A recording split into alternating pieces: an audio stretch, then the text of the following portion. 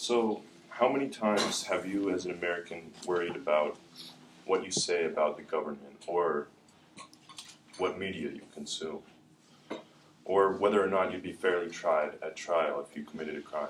Well, millions of people in Hong Kong are protesting the legislation of an extradition law right now. The people most affected by this are an anti-Beijing government group that is going against the communist leaders in Beijing.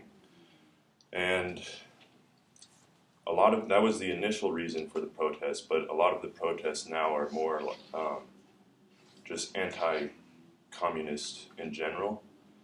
And they've developed into a cultural movement right now. And as MLK Jr. once said, injustice anywhere is a threat to justice everywhere. So you should all feel compelled to pay attention to the news and take action in your own lives to address injustice. So considering China's standing as a superpower internationally, their attempts to silence and subordinate these protests are pretty jarring and should serve as a warning to us.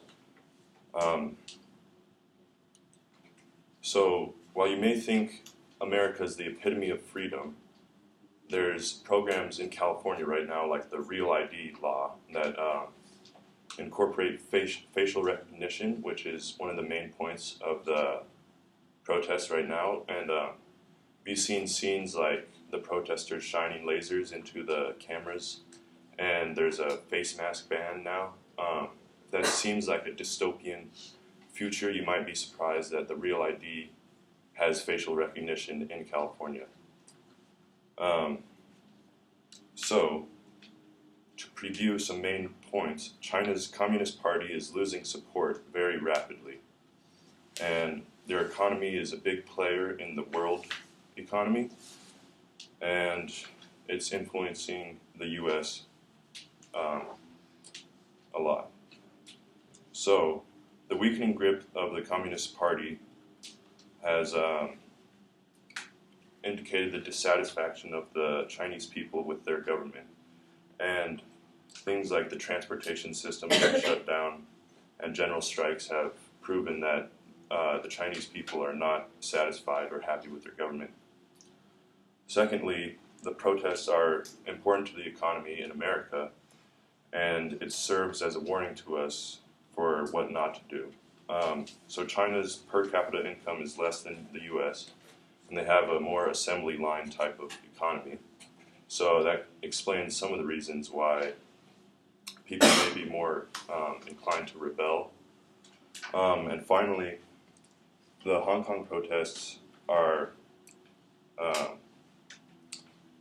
very applicable to our current situation with things like the Real ID in California, and it should serve as a warning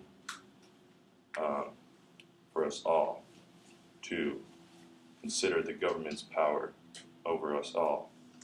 So in conclusion, the Hong Kong protests are very important right now, and they show how government can overreach their control.